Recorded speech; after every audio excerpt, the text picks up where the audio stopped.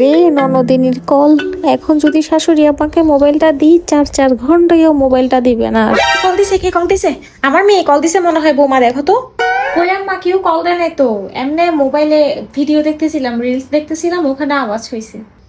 আমার মেয়ে কল দিছে, আমি জানি। এ সময় আমার মেয়ে কল দেয়, যা কেউ কল দেয় না। দেখি, আমি দেখি। হ্যাঁ, এই তো আমার মেয়ের ছবি দেখতেছি তো এখানে। আমার মেয়ে কল দিছে যে।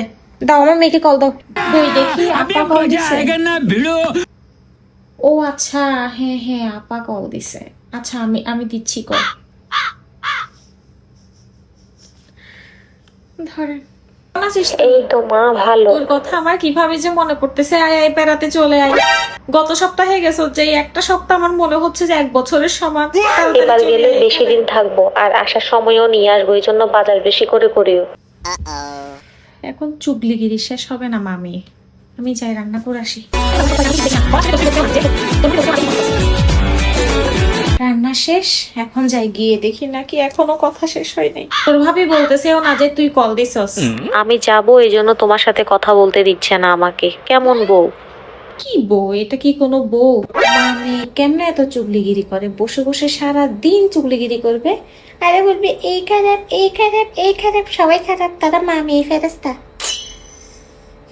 পুরা ঘরের কাজকর্ম সব শেষ। এখন আমি কি করবো? দাঁড়ায় আছি কখন থেকে। কি করবো?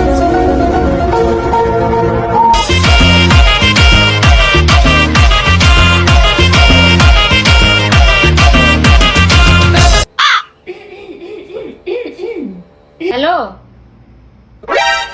হ্যালো হ্যালো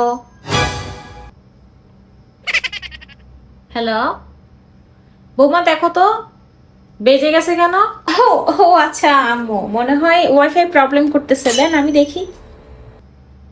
হ্যাঁ মা, ওয়াইফাই প্রবলেম করতেছে, আর ঠিক হয়ে যাবে কতক্ষণ পরে। পরে কথা বলি। আচ্ছা ঠিক আছে, পরে কথা বলবো।